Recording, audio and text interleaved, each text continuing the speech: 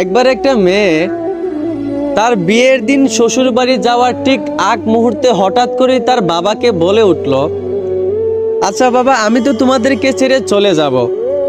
যাওয়ার আগে তোমাকে শেষমেশ একটা প্রশ্ন করি। মেয়েটার বাবা অবাক হয়ে বলল, কি প্রশ্ন করবি কর। মেয়েটা তখন বলল, আচ্ছা বাবা, আমাদের পিছনের বাগানে যে ফুল গাছটা আছে ওই ফুল গাছটাকে আমাদের সামনের উঠোনে লাগানো যায় না? মেয়েটার বাবা তখন বলল, এই ফুল গাছটা 4 বছর পুরনো একটা ফুল গাছ।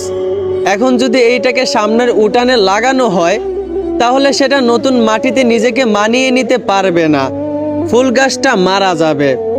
বাবার মুখে এই কথা শুনে মেয়েটা তখন কাঁদতে কাঁদতে সাথে সাথেই বাবাকে বলে উঠল, আচ্ছা বাবা, 4 বছর পুরনো একটা ফুল গাছ যদি নিজেকে নতুন মাটিতে মানিয়ে নিতে না পারে, 4 বছরের একটা ফুল গাছ যদি নিজেকে নতুন মাটিতে বাঁচিয়ে না রাখতে পারে, তাহলে আমি তো তোমার ঘরে 20 বছর পুরনো একটা মেয়ে।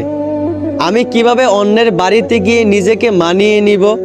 আমি কিভাবে তোমাদেরকে ছেড়ে শ্বশুর বাড়িতে গিয়ে নিজেকে বাঁচিয়ে রাখবো? এই কথা শোনার পর মেয়েটার বাবার চোখে পানি চলে আসলো।